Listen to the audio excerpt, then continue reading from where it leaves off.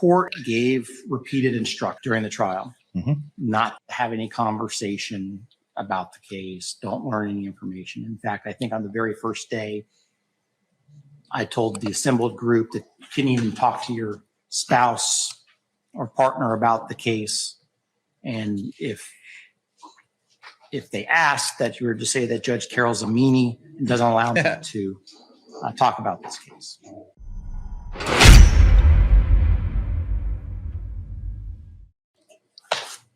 Were you able to follow that instruction throughout the entirety of the case until the time that you were discharged as a juror? Yes, I was. At any time until the time that you were discharged, right the day before Veterans Day or whatever day that was when we discharged you, at any time before that date, did you speak with anyone, that would include your wife, concerning anything having to do with this case? No, I did not. Now, the motion indicates that a person who appears to be your wife, and I'm assuming it is your wife, is that correct? Yes. Okay. Was following the trial on various social media platforms and on one day came to court. Okay. Are you able to tell me for sure that your wife or no one else, no one gave you any information about this case at all? Yes, correct, Your Honor. No one, and I did not seek out any information on this case. Short, direct, to the point answers. Now, slightly different. Clearly trained police officer, trained in testifying. Any information about this case from any source outside of the courtroom at any time before you were discharged as a juror? No, I did not, Your Honor. Let me ask you directly. There was an allegation that you may have gone online and looked at Dr. Kirkpatrick's website. Did you do that? No, I did not, Your Honor.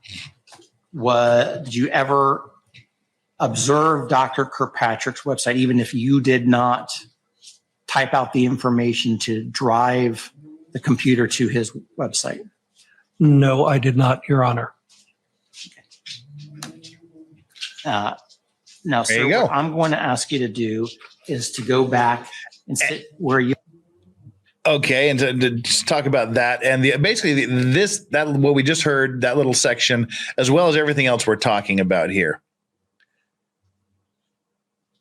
The only argument that the defense had was if you put him on and you ask him these questions, he's just going to lie and say the same thing he said the first time, presupposing that he was actually lying the first time. He may have been telling the truth, and we have to presume he is telling the truth. Why do we have to presume he's telling the truth? Because the defense had not a single scintilla, not a whiff, not even the merest whisperings of the possibility of having any actual evidence to back up their assertions.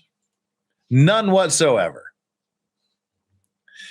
So he can sit up here and say whatever he wants. And I have zero reason to believe he's doing nothing other than telling the absolute truth. But it has to be accepted regardless of what he says, because the defense has no evidence whatsoever that what he's saying is not the absolute gospel truth. So, and I doubt you're going to see any meaningful questioning when it's time to submit their own additional questions, because what do they got? They have zero evidence to back up anything they ask him or nothing. There's nothing there.